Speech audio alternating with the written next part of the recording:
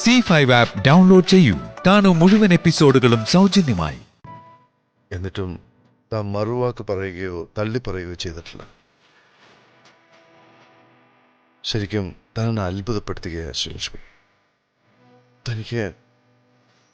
തനിക്ക് എങ്ങനെയാണ് എന്നെ ഇത്രമാത്രം ഇഷ്ടപ്പെടാൻ സാധിക്കുന്നത്? എനിക്കെന്നും സാറിനോട് ഇഷ്ടം തന്നെയായിരുന്നു. അത് സാറ് കൂടുതൽ ശ്രദ്ധിച്ചത് ഇപ്പം എനിക്ക് വയ്യ എന്നൊരു തോന്നൽ സാറിനുണ്ടായപ്പോഴാണെന്ന് മാത്രം. അതിന് തനിക്ക് വയ്യായികയൊന്നുമില്ലടോ. ഒരു സമാധാനത്തിന് ഞാൻ ഒന്ന് ഡോക്ടറെ കാണിച്ചെന്നേ ഉള്ളൂ. ഇനി സാറ് ചോദിച്ച ഒരു ചോദ്യം ഞാൻ തിരികെ ചോദിച്ചോട്ടെ. സാറിന് ഇപ്പോഴും എന്നെ ഇഷ്ടമാണോ?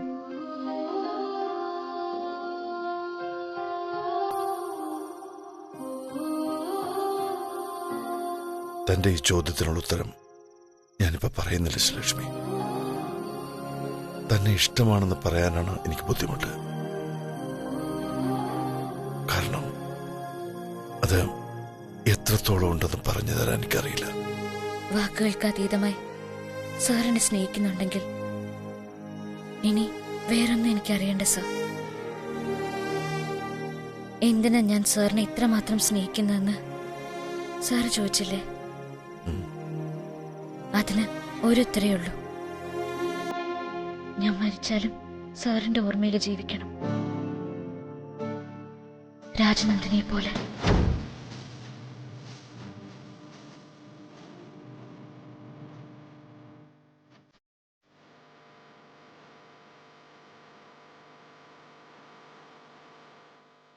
സ്നേഹം അതിന്റെ പരമോന്നതിയിൽ എത്തി നിൽക്കുമ്പോൾ രണ്ടിലൊരാൾ ഇല്ലാതായാൽ ആ ഒരാൾ പുനർജനിക്കും. സ്നേഹത്തിനും സ്നേഹിച്ച ആൾക്കും വേണ്ടി.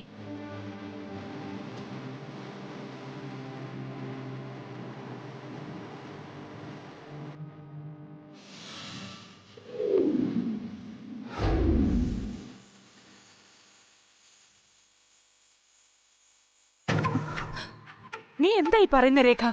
അതേ മാത്രല്ലോ, ശ്രീലക്ഷ്മിക്ക് ഭ്രാന്തുള്ളത് കൊണ്ടാണല്ലോ ശ്രീലക്ഷ്മി ഇങ്ങനെ ഓരോന്നും. രേഖ, അയ്യോ സത്യമാണ് മധുരല്ലോ.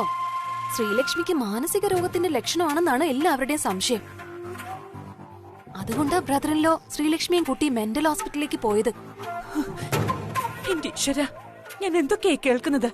ഞാൻ പറഞ്ഞത് സത്യമാണ് മധുരല്ലോ. സംശയം ഉണ്ടെങ്കിൽ രഘുവിനോട് ചോദിച്ചു നോക്ക്. രഘു പറയ്, കോൺഫറൻസ് ഹാളിൽ മീറ്റിംഗ് സമയത്ത് ശ്രീലക്ഷ്മിയുടെ ബിഹേവിയർ എങ്ങനെയായിരുന്നു മധുരല്ലോയും കൂടി അറിയട്ടെ.